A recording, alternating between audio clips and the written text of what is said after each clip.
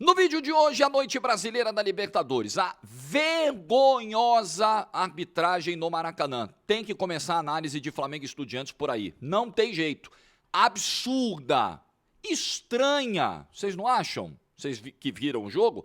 Estranha, eu posso dizer isso? Eu posso ir até aqui, né? Eu achei bem estranha. Bem estranha. Mas claro que o Flamengo cometeu seus erros, teve os seus pecados, repetiu problemas de 2025 que já foram apontados aqui nesse canal e nós falaremos sobre isso. Mas passou muito pela arbitragem. A vitória apertadinha, o resultado que o Estudiantes está comemorando. Passou muito. E vamos falar do São Paulo também. É mais do que frustrante o resultado em Quito, é irritante. Você fala, porra, não é possível que a gente volta com 2-0 jogando o que jogou, podendo fazer o que podia ser feito.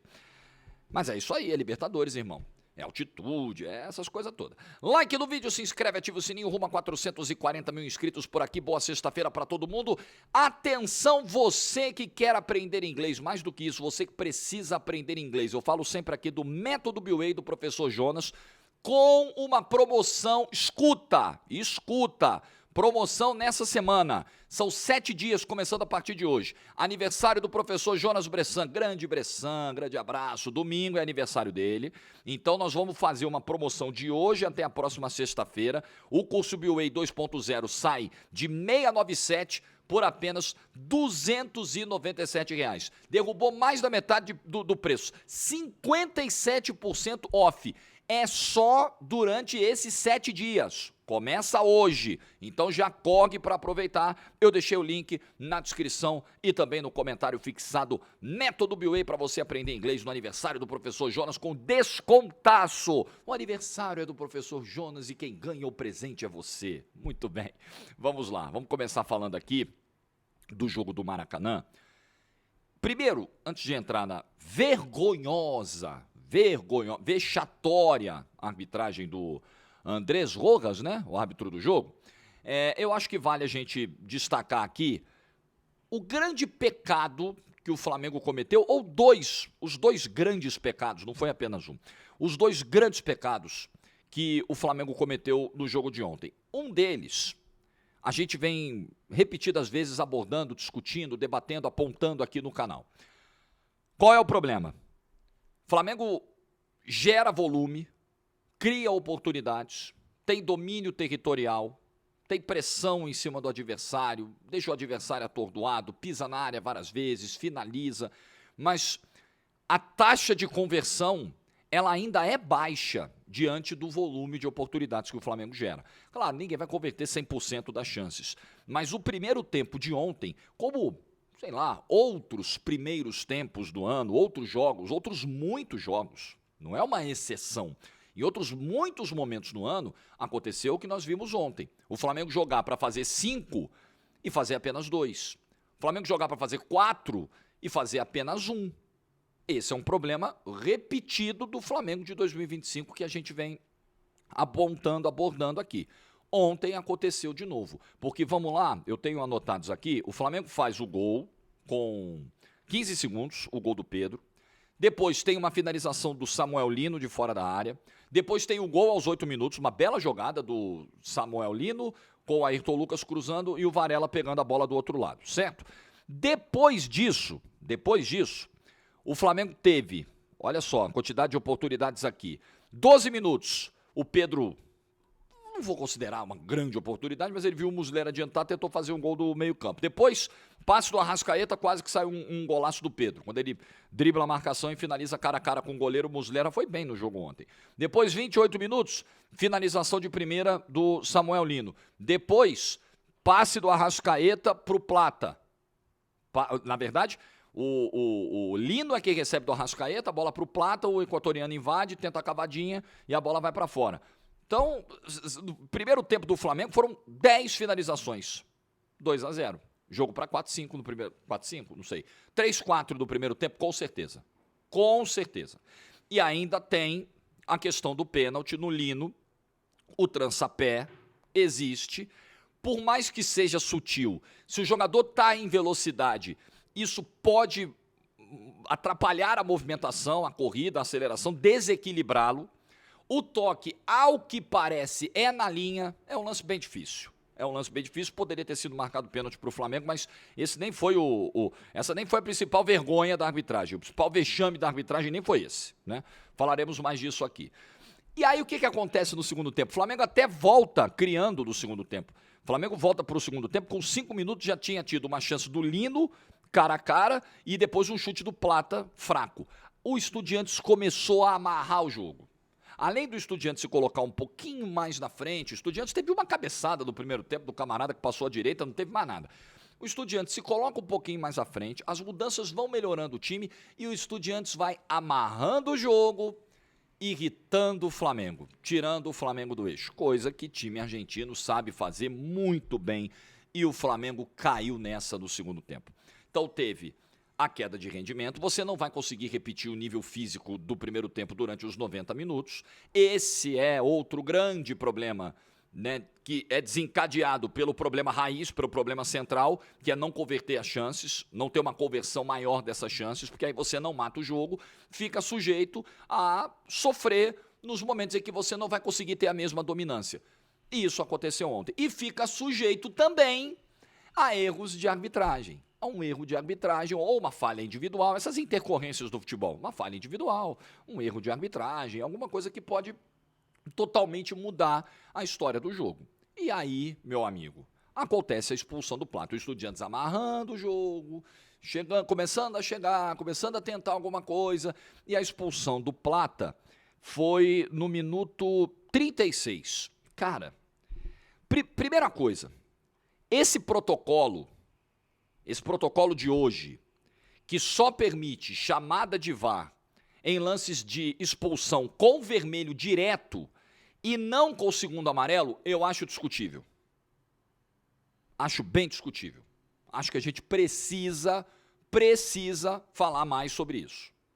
Porque, vamos lá, é tipo outra coisa do protocolo que eu acho que tem que ser revista, que é a discussão sobre escanteio, em quem a bola bateu por último. Cara, em 10 segundos, você pega a câmera atrás do gol, vê quem a bola bateu e corrige se o escanteio foi mal marcado. 10 segundos.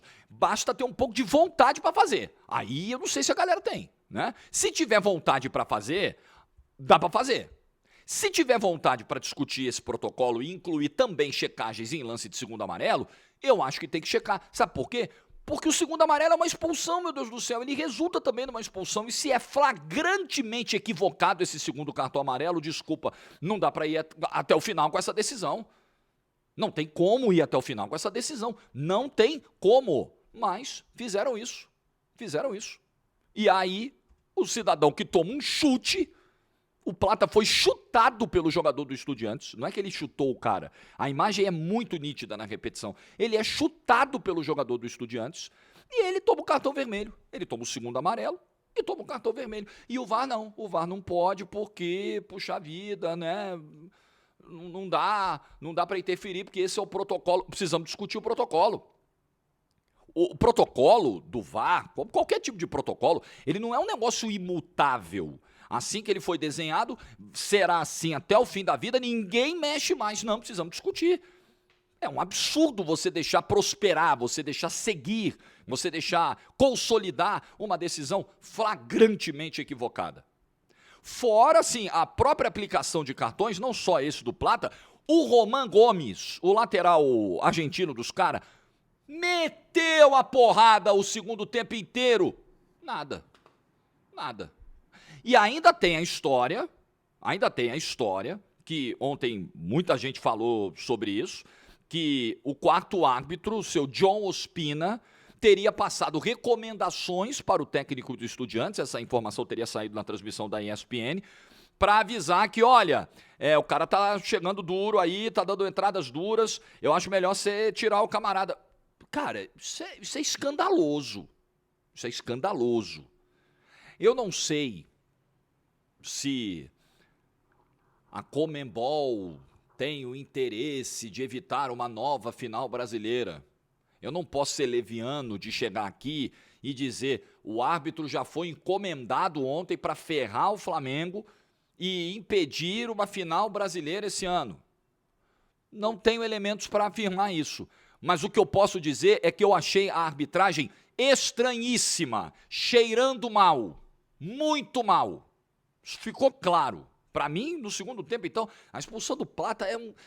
E aí, o time que já estava caindo no joguinho do Estudiantes, no joguinho mental do Estudiantes, você fica revoltado com uma expulsão flagrantemente injusta.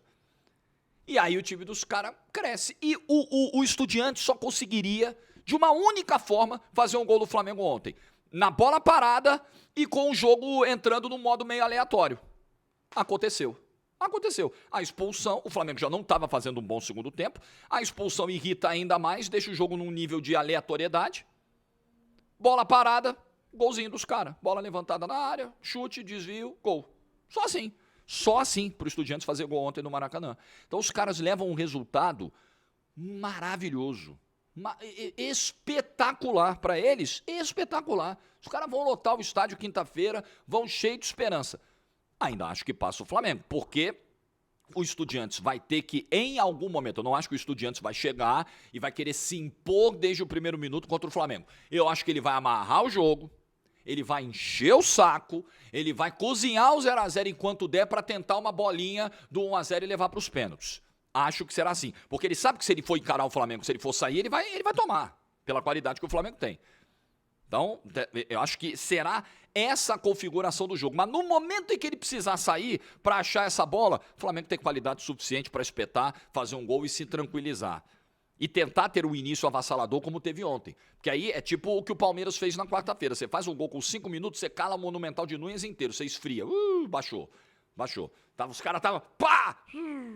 Vai ser tipo isso. Se o Flamengo faz um gol cedo, esse é o efeito que vai alcançar na Argentina. E é muito importante. E é muito importante ir centrado para esse jogo. E já blindado. Porque pode ser que o Flamengo cruze de novo com uma arbitragem estranha, como a de hoje, como a de ontem. Esquisita. Cheirando mal, como a de ontem. Pode ser. E aí você precisa jogar o teu futebol e não pilhar. Porque não adianta, porque o poder é do cara. Né? O poder de decisão é do cara. Não tem muito o que fazer. Você tem que protestar. O Flamengo está pegando até precedentes do caso do Dedé, para ver se consegue anular o cartão amarelo. A Conmebol divulgou, estava vendo agora aqui no GE, a análise do VAR e admitiu o erro na expulsão do Plata, admitiu que a decisão foi equivocada. Está aqui dizendo, ó. O atacante rubro-negro joga a bola, posteriormente o defensor de camisa branca chuta a bola e ambos caem no chão, não configurando infração do atacante. O árbitro observa a ação e sanciona incorretamente o jogador rubro-negro, expulsando por duplo cartão. Isso está dito num vídeo divulgado na Conmebol. Eles divulgam os áudios do VAR e aí, junto com os áudios do VAR, eles divulgaram essa análise, porque esse lance não tem checagem de VAR, como a gente já explicou do protocolo. Então eles, olha... Além dos áudios do VAR aqui, nós estamos dizendo que o Andrés Rojas errou, o árbitro colombiano. Ele errou, ele não podia. E aí a Conmebol esclarece. Vale esclarecer que, de acordo com o protocolo do VAR, o VAR só pode interferir em apenas incidentes das 4 considerações revisáveis: gols, pênaltis, cartão vermelho direto e confusão de identidade. Por não configurar nenhum desses incidentes, o VAR não pôde intervir. É aquilo que eu estava discutindo sobre o protocolo, que é um negócio vergonhoso. O Boto, diretor de futebol do Flamengo, considerou o trabalho da arbitragem escandaloso. O Felipe Luiz, na coletiva, disse que não quer nunca mais ver o Andrés Rojas em jogos do Flamengo da Libertadores. E é o que cabe, é o que dá para fazer. Protesta, né, tenta pegar algum precedente para anular o cartão. Né, muito difícil conseguir, mas a Conmebol ha admitido que houve um erro. Isso fortalece a tese. E jogar bola. E não cair nas armadilhas que o Estudiantes, as armadilhas mentais, principalmente, que o Estudiantes vai preparar para o Flamengo semana que vem. Estranha essa arbitragem, hein? Rapaz do céu. Eu só deixo no ar uma pergunta. Não sei se a arbitragem foi mal intencionada ou não. Eu não posso afirmar isso. Mas eu tenho falado há muito tempo sobre isso. Vocês acham que as federações da Argentina, do Uruguai, do Chile, da Colômbia, o árbitro era colombiano, do Paraguai, do Peru, você acha que eles estão satisfeitos, do Equador, você acha que eles estão satisfeitos vendo o futebol brasileiro ganhar todas as finais de 2019 para aqui? De ter final brasileira em 2020, final brasileira em 2021, final brasileira em 2022, final brasileira em 2024. Vocês acham que eles estão felizes com isso? É para se refletir, né? É para pensar. Claro que não estão, óbvio que não estão. Muito bem, São Paulo. Meu Deus do céu, cara. O São Paulo ontem é aquele resultado que você fala, pô, não é possível. Irrita. Você tem que levar em consideração o fator altitude, 2.850 metros. Jogar contra a LDU lá em cima é sempre muito difícil. A LDU eliminou o Botafogo na fase anterior. Tudo bem, esse Botafogo, casa da mãe Joana de 2025, essa bagunça do Texton, mas eliminou. O atual campeão da Libertadores caiu lá. E ontem, num jogo em que o São Paulo finaliza mais, tem mais posse, troca mais passe que os caras, é 2-0 para os caras. São Paulo foi penalizado pelos seus gols perdidos. E o São Paulo toma gols vivendo bons momentos no jogo. Principalmente o segundo gol. Quando o São Paulo já estava ali criando 4, 5 oportunidades. Tinha tido umas 4 chances claras de empatar o jogo. Mais um chute do Marcos Antônio, que estava muito bem distribuindo passes, dando uma dinâmica muito interessante ao São Paulo no segundo tempo. E o São Paulo perde 2-0. São Paulo finalizou 11 vezes. A LDU finalizou 8. O São Paulo trocou mais de 400 passes. A LDU trocou 286 passes. Então, o que definiu foi a precisão da LDU e a incompetência do São Paulo. O Luciano perdeu, não é vilanizar, sim, não é, porque as falhas individuais elas foram muito determinantes para os gols que o São Paulo sofreu, né? Você pega um time com 3 zagueiros e 3 volantes e o Ferrarese tomando bola nas costas, o jogador botando na velocidade, ganhando do Cédric, não dá. Você pega o lance do segundo gol, tem um passe na fogueira do Ferrarese para o Pablo Maia, 4 jogadores cercando, desarme, pum, gol dos caras, gol do Estrada. Então não é só botar na conta do Luciano o que aconteceu ontem, porque a defesa também errou, também cometeu seus pecados. Mas o Luciano perde 3 chances. E ele mesmo disse depois do jogo, eu não posso perder esse tipo de gol, eu não posso. Ele lamentou, você tem pelo menos 3 bolas importantes que caem no pé do Luciano, ele toma decisões erradas. Estava numa noite terrível. Grande problema do Luciano, eu não acho o Luciano um jogador descartável. Eu já fiz até algumas críticas bem ácidas aqui ao Luciano e parte da torcida do São Paulo não gostou e eu, enfim, super entendo. Mas eu acho que o grande problema do Luciano é essa oscilação. Ou o Luciano está num dia de muita contribuição, ou ele está nesse dia não. Se é dia sim, beleza. Se é dia não, esquece. Vai sair tudo errado, vai ser um desastre. Então, são 2, para ser generoso, 2 chances assim bem claras no segundo tempo, o Luciano desperdiçou. E o São Paulo volta com um resultado que é muito difícil de reverter. Não é impossível. Pô, Jorge, é só 2-0. Não é. Porque a LDU é um time físico. A LDU, no jogo contra o Botafogo, no Newton Santos, que foi o primeiro, foi o contrário, né? Ela decidiu em casa, agora ela está decidindo fora. Ela toma uma pressão de 10 minutos do Botafogo e depois ela sai para o jogo. E ela faz um excelente primeiro tempo, trocando. Nem parecia que estava fora de casa, fora da altitude. É um time cascudo, é um time difícil de enfrentar e o São Paulo vai entrar tendo que correr demais, se desgastar demais para conseguir 2 gols e levar para os pênaltis. Claro que dá, evidente que dá. Não tem altitude. Você vai ter 60 mil pessoas dentro do Morumbi para empurrar. É lógico que dá. Mas é muito difícil. A missão ficou muito difícil e o resultado de ontem, ele é mais do que frustrante. Ele é irritante. O São Paulo poderia tranquilamente ter trazido o empate até uma vitória. O São Paulo poderia, pelas chances que estava criando no segundo tempo, quando o jogo estava 1-0, pelas 5 oportunidades que a gente lembrou aqui, o São Paulo poderia ter virado o jogo. E aí, quando o time está crescendo do jogo, pelo menos para tentar o empate, tem o erro de saída de bola, pressão dos caras, 2-0. Aí acabou, né? Aí, reta final do jogo, São Paulo perdeu força, não conseguiu ter o mesmo ímpeto e a LDU levou 2-0. Frustrante e irritante. E muito preocupante. São Paulo pode, de novo, né, cair cedo na Libertadores, porque eu acho que esse é um ano em que as coisas se acertando com o Crespo, como estão se acertando no São Paulo, o time tinha tudo para avançar e tem ainda tudo para avançar para uma semifinal e até para uma decisão. Tem, mas ficou bem difícil. São Paulo caiu nas quartas ano passado para o Botafogo, faltou uma bola. E agora nas quartas ele corre esse risco. O risco ficou bem alto. O brasileiro que ficou na pior situação, sem dúvida, para o jogo da volta na semana que vem. O que você pensa? Deixa a sua opinião nos comentários. Boa sexta-feira para todo mundo. Excelente fim de semana. Like no vídeo se você ficou até o final. Juízo e tchau.